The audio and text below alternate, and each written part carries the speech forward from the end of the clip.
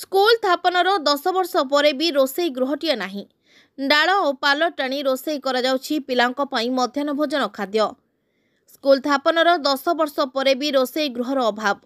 ଖୋଲା ଆକାଶ ତଳେ ରୋଷେଇ କରାଯାଉଛି ପିଲାଙ୍କ ପାଇଁ ମଧ୍ୟାହ୍ନ ଭୋଜନ। ହଁ ଆଜ୍ଞା, ଏପଟେ ବିଦ୍ୟାଳୟ ପ୍ରତି ଛାତ୍ରଛାତ୍ରୀଙ୍କୁ ଆକୃଷ୍ଟ କରିବା ପାଇଁ ସରକାର ଅନେକ ପଦକ୍ଷେପ ଗ୍ରହଣ କରିଛନ୍ତି।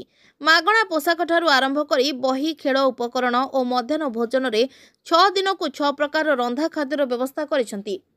ସ୍କୁଲ ଛାତ୍ରଛାତ୍ରୀଙ୍କ ପାଇଁ ମଧ୍ୟାହ୍ନ ଭୋଜନ ରୋଷେଇ କରିବା ପାଇଁ ରୋଷେଇ ଗୃହର ବ୍ୟବସ୍ଥା ମଧ୍ୟ କରିଛନ୍ତି ସରକାର।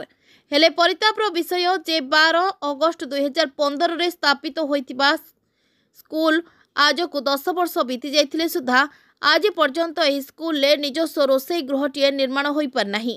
ଯାହାଫଳରେ ଭଙ୍ଗା ଦଦରା ଛୋଟ ସ୍ଥାନରେ ଏକ ଜରିପାଲ ଢାଙ୍କି ରନ୍ଧା ଖାଦ୍ୟ ରୋଷେଇ କରି ଦେଉଛନ୍ତି ପାଚିକା। ସ୍ୱଳ୍ପ ବର୍ଷା ହେଲେ ମଧ୍ୟ ଅନେକ ଅସୁବିଧାର ସମ୍ମୁଖୀନ ହେବାକୁ ପଡ଼ିଥାଏ ବୋଲି ପ୍ରକାଶ କରିଛନ୍ତି ଦ୍ୱୟ ପାଚିକା। ସେହିପରି ବିଦ୍ୟାଳୟରେ ପାଚେରୀ ନିର୍ମାଣ ହୋଇଥିଲେ ହେଁ ସ୍କୁଲ ଚାରିପାର୍ଶ୍ୱରେ ସମ୍ପୂର୍ଣ୍ଣ ଭାବରେ ନିର୍ମାଣ ହୋଇପାରିନାହିଁ ପାଚେରୀ।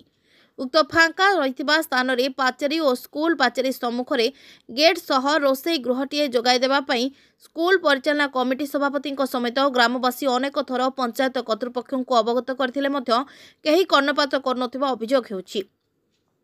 ତେଣୁ ବ୍ଲକ ତଥା ଜିଲ୍ଲା ପ୍ରଶାସନ ତୁରନ୍ତ ବିଦ୍ୟାଳୟର ସମସ୍ୟାଗୁଡ଼ିକୁ ସ୍ୱତନ୍ତ୍ର ଦୃଷ୍ଟି ଦେଇ ସମାଧାନ କରିବା ଦିଗରେ ପଦକ୍ଷେପ ନେବା ପାଇଁ ଦେହେଡ଼ା ଗ୍ରାମବାସୀ ଓ ଅଭିଭାବକମାନେ ଦାବି କରିଛନ୍ତି। କଳାହାଣ୍ଡି ଜିଲ୍ଲା ପ୍ରତିନିଧି ସୁଶାନ୍ତ ମାଝୀଙ୍କ ରିପୋର୍ଟ, ଫୋଟୋ ନ୍ୟୁଜ୍।